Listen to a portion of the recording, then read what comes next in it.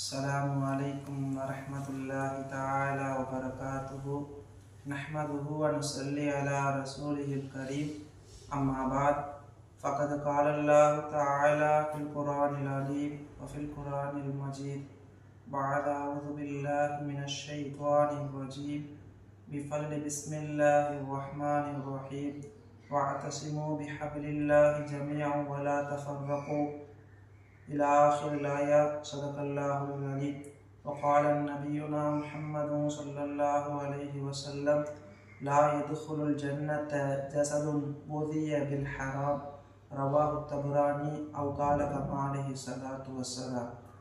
எல்லா புகழும் புகழ்ச்சியும் நம்மை படைத்து பரிபாலிக்கின்ற ஏக இறைவனாகிய அல்லாஹ் ஒருவனுக்கே சொந்தம். இறை சாந்தியும் சமாதானமும் நம் உயிரிலும் மேலான முஹம்மது நபி ஸல்லல்லாஹு அலைஹி வஸல்லம் அவர்கள் மீதும் அன்னாரின் சிறப்புமிக்க அழகான அவர்களின் குடும்பத்தார்கள் மீதும் அன்னாரின் அடிச்சுவடுகளை அப்படியே பின்பற்றி வாழ்ந்த உத்தம சத்திய சஹாபாக்கள், தாபியீன்கள், தபா தாபியீன்கள், நாதாக்கள், சுஹதாக்கள், அவுலியாக்கள் மற்றும் இந்த காணொளியின் மூலம் உலகமெங்கிலிருந்தும் கண்டு கொண்டிருக்கின்ற நம் அனைவரின் மீதும் உண்டாகுவதாக. ஆமீன்.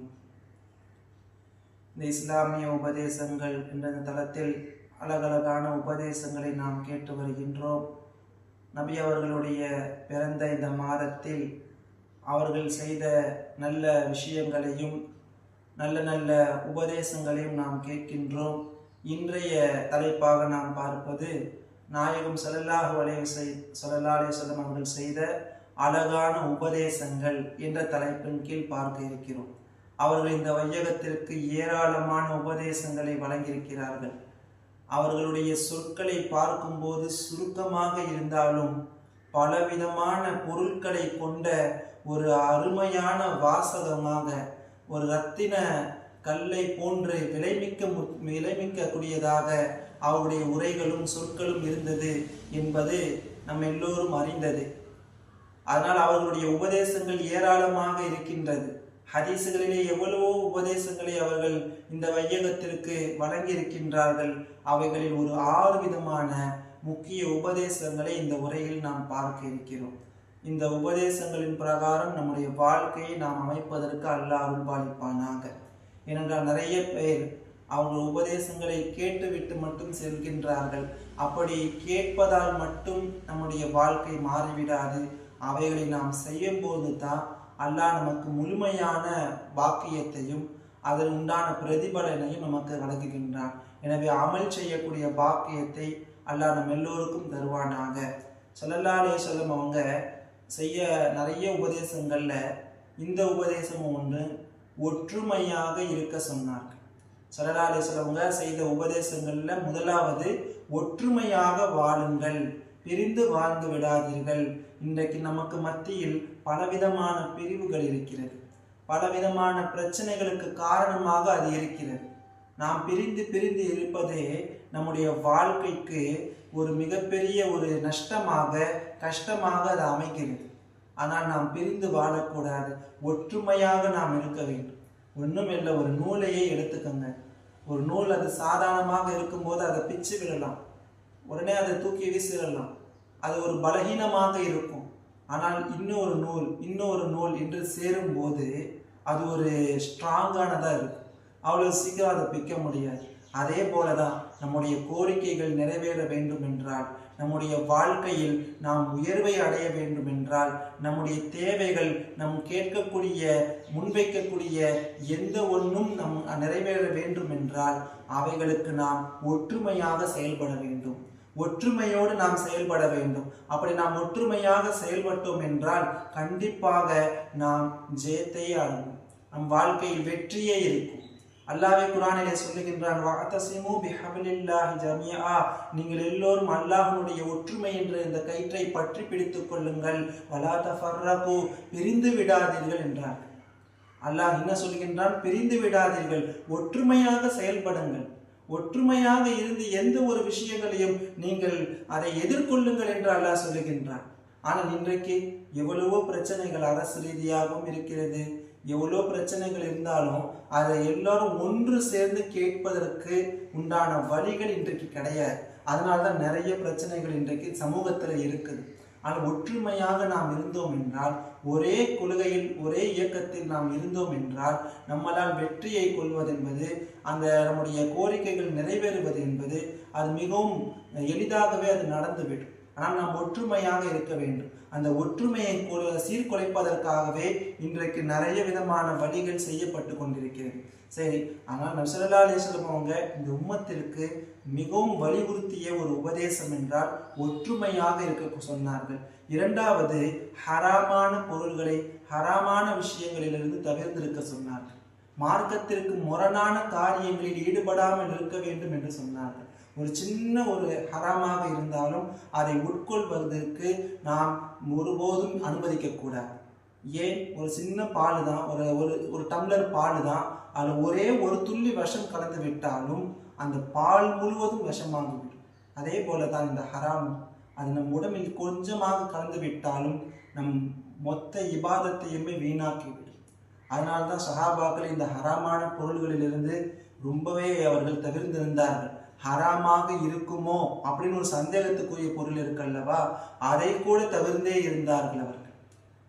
ஒரு தடவை அபூபக்கர் சித்திக் ரலியல்லாஹு அன்ஹு அவங்களுடைய ஹாதிம் வராங்க. அவங்க ரொம்ப பசியோடு இருக்கிறாங்க, அபூபக்கர் ரலியல்லாஹு அன்ஹு.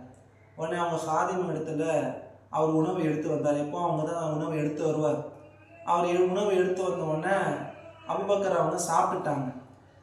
உடனே சாப்பிட்டு முடிச்சுட்டு அந்த பணிவிடையாளர் இருக்காருல்ல, அவர் கேட்டார், எப்போ உணவு எடுத்து வந்தால் நீங்கள் எங்கிருந்து வந்தது என்று கேட்பீங்க, ஏதாவது விசாரிப்பீங்க, அந்த உணவை பற்றி விசாரிக்காமல் சாப்பிட மாட்டீங்க, இன்னைக்கு வளமைக்கு மாற்றமாக வந்த உடனே சாப்பிட்டுட்டீங்களே அப்படின்னு சொன்ன உடனே அபூபக்கர் ரலியல்லாஹு அன்ஹு கேட்டாங்களா, ஆமாம், எங்கிருந்து வந்த உணவு, இது எங்கிருந்து வந்த உணவு அப்படின்னு சொல்லி அவங்களுடைய பணியாளரிடத்துல கேட்கும் பொழுது அவர் சொன்னாராம், ஒன்றும் இல்லை, நான் ஐயாமுல் ஜாஹிலியத் என்ற அறியாமை காலத்தில் நான் இந்த ஜோசியம் குறிப்பு சொல்லக்கூடியவனா இருந்தேன். நான் ஒரு குறி சொன்னேன், ஒரு ஜோசியம் சொன்னேன், இந்த மாதிரி நடக்கும்னு சொன்னேன், அது பழிச்சிடுச்சு. உடனே அந்த கூட்டத்தார்கள் நான் இன்னைக்கு போய் சந்தித்தேன், ஒரு தற்செயலாக சந்தித்தேன். அப்போது அந்த மக்கள் என்ன செஞ்சாங்கன்னா, எனக்கு இந்த மாதிரியான இந்த உணவை அந்த குறி சொல்லியதற்காக வேண்டி அன்பளிப்பாக கொடுத்தார்கள். அந்த உணவை தான் நீங்கள் உட்கொண்டு விட்டீர்கள், சாப்பிட்டு விட்டீர்கள் என்று சொன்னவன அபூபக்கர் ரலியல்லாஹு அவங்க முகமே மாறிடுச்சு. உடனே அவங்க தன்னுடைய வாயில் கையை விட்டு சாப்பிட்ட அனைத்து உணவையும் என்ன செஞ்சுட்டாங்க, வாந்தி எடுத்துட்டாங்க, வெளியே எடுத்து விட்டார்கள். ஏன்? ஒரு சின்ன பொருள் தானே, ஒரு கவலம் உணவு தானே, கொஞ்சம் உணவு தானே, இல்லை, ஒரு சின்ன பருக்கையாக, ஒரு பருக்கையாக இருந்தாலும் அதுவும் கூட ஹராம் என்றால் அது நம் வாழ்க்கையை, நம்முடைய மறுமை வாழ்க்கையை சிதைத்துவிடும். ஸல்லல்லாஹு அலைஹி வஸல்லம் அவங்க சொல்றாங்க, லா யதுகுலுல் ஜன்னத, சொர்க்கம் நுழைய முடியாது, ஜஸதுன், ஒரு உடல். எந்த உடல்? குதிய பில் ஹராமி, ஹராமை கொண்டு, அல்லாஹ் தடுக்கப்பட்ட அந்த பொருள்களின் உட்கொண்டு வளர்க்கப்படக்கூடிய அந்த உடல் சுவனத்திற்கு தகுதியற்றது என்றார்கள் காரூண்ய சீலர் ஸல்லல்லாஹு அலைஹி வஸல்லம் அவர்கள். அதனால நம்ம வாழ்க்கையில் ஹராமை எந்த ஒரு இடத்திலும் எந்த ஒரு நேரத்திலும் உட்கொள்ளாமல் இருக்க வேண்டும் என்பதை ஸல்லல்லாஹு அலைஹி வஸல்லம் அவங்க நமக்கு ஒரு உபதேசமாக செய்திருக்கிறார்கள். மூன்றாவது, யாரையும் துன்புறுத்தக்கூடாது. நம்முடைய பிள்ளைகள், நம்முடைய பெற்றோர்கள், மனைவிகள், அண்டை வீட்டாரிடத்திலே கூட யாரும் கனிவோடு நடந்து கொள்ளுங்கள். அவர்களிடத்திலும் நீங்கள் கடுகடுப்பாக இருக்காதீர்கள். அண்டை வீட்டார்கள் பசியோடு இருக்க நீ வயிறு நிரம்ப சாப்பிடுவது என்பது ஒரு நல்ல முஸ்லிமுக்கு அழகில்லை என்றார்கள். அதே போல நாளைக்கு மறுமையில அல்லாஹ் சோனத்திற்கு ஒரு ஆள் அனுப்புறதுக்கு ஜட்ஜ்மெண்ட் பண்ணணும் வைங்களேன். அவருடைய பக்கத்து வீட்டுக்காரங்களாம் அல்லாஹ் கூப்பிடுவாங்க, நீங்கள் இது மாதிரி அவங்களுடைய பக்கத்து வீட்டில் இவர் இருந்தார், இத்தனை வருஷம் நீங்கள் இருந்தீங்க, அவர் உங்கள் பக்கத்தில் இருக்கும்போது ஏதாவது பிரச்சனை பண்ணாரா, ஏதாவது உங்களுக்கு தொல்லை தந்தாரா அப்படின்னு அல்லாஹ் அவங்களிடத்துல ஒரு கன்சல்ட் பண்ணுவாங்க. அவர் நல்லா இருந்தாரா, நல்ல மனுஷன், அவர் எந்த பிரச்சனையும் பண்ணலை, அவர் பாட்டு வருவார் போவார் அப்படின்னு சொல்லிட்டா, பாசிட்டிவாக சொல்லிட்டா அவர் அல்லாஹ் சோனத்தில் அனுப்புவாங்க. அவர் ஒருவேளை அவர் என்னங்க பக்கத்தில் இருந்து ரொம்ப டார்ச்சர் பண்ணாருங்க அப்படி இப்படின்னு அவரை பற்றின நெகட்டிவான விஷயங்கள் வந்துச்சு அப்படின்னா அல்லாஹ் அவரை நரகத்துக்கு அனுப்பிடுவாங்க. அப்போ நம்ம அமல்கள் இருந்தாலும் கூட ஒரு அண்டை வீட்டார் இடத்துல அல்லாஹ் ஒரு சின்ன கன்சல்ட் பண்றான். அந்த கன்சல்ட் மூலமாக கூட அல்லாஹ் நரகத்தை சுவனத்தை தீர்மானிக்கின்றான். அதனால் அண்டை வீட்டார்களிடத்தில் நாம் கவனமாக இருக்க வேண்டும். ஸல்லல்லாஹு அலைஹி வஸல்லம் அவங்க இடத்துல ஜிப்ரீல் அலைஹிஸ்ஸலாம் எப்போது வந்தாலும் அவங்க சொல்லக்கூடிய விஷயங்கள் என்ன தெரியுமா? அண்டை வீட்டாரோட அழகா இருங்க, அவங்களோட நீங்க கனிவா இருங்க அப்படின்னு தான் அவங்க அடிக்கடி அவங்க சொல்லுவாங்களாம். நாயகம் ஸல்லல்லாஹு அலைஹி வஸல்லம் சொல்றாங்க, நான் இப்படி மனசுல நினைச்சேன், உங்க சொத்துல அவங்களுக்கு ஒரு பங்கு கொடுத்துருங்க அப்படின்னு சொல்லிடுவாங்களோ அந்த அளவுக்கு அண்டை வீட்டாரையே ரொம்ப அனுசரித்து வாழுங்க என்று சொல்கிறார்களே என்று எண்ணக்கூடிய அளவிற்கு அவர்கள் ஒவ்வொரு தடவை வரும்போதும் ஜிப்ரீல் அலைஹிஸ்ஸலாம் அவங்க ஸல்லல்லாஹு அலைஹி வஸல்லம் அவங்க இடத்துல சொல்லுவாங்க. அப்போ அண்டை வீட்டாரிடத்திலும் சரி, மக்களிடத்திலும் சரி, மாணவர்களிடத்திலும் சரி, ஆசிரியர்களிடத்திலும் சரி, எல்லோருக்கும் தொந்தரவு தராத ஒரு அழகான வாழ்க்கையை நாம் வாழ வேண்டும். ஏனென்றால் ஒரு முஸ்லிம் என்றாலே அவன் தன்னுடைய கரத்தின் மூலமாகவும் நாவின் மூலமாகவும் யாருக்கும் எந்த ஒரு தொந்தரவும் தரக்கூடாது. எந்த முஸ்லிமிற்கும் எந்த மனிதர்களுக்கும் கஷ்டங்களை தரக்கூடாது. அதனால தான் ஸல்லல்லாஹு அலைஹி வஸல்லம் அவங்க இதை ஒரு உபதேசமாக நமக்கு தந்திருக்கின்றார்கள். 4வது மரியாதையாக நடந்திருக்க சொல்லியிருக்கிறார்கள். யாரை பார்த்தாலும் சரி, எந்த மக்களாக இருந்தாலும் சரி, எதிரி விரோதி ஏழை பணக்காரன் என்றெல்லாம் இல்லாமல் எல்லோரிடத்திலும் மரியாதையோடு பழக வேண்டும். ஆனால் இன்னைக்கு நம்ம பார்க்குறோம், கொஞ்சம் பெரிய ஸ்டேட்டஸில் இருக்கிறாங்க அப்படின்னா அவங்க இடத்துல ஒரு மரியாதை இருக்குது.